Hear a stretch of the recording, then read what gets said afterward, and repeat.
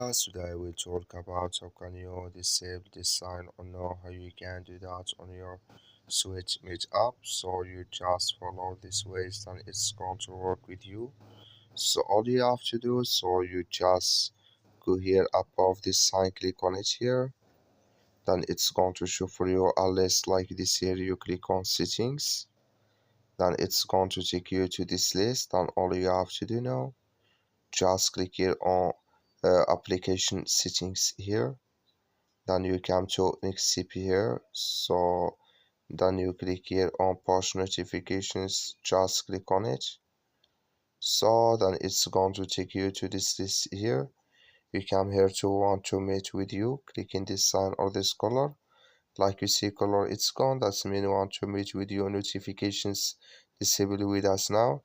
That's all you have to do. That's all. Thank you for watching. Don't forget to support us by like and subscribe.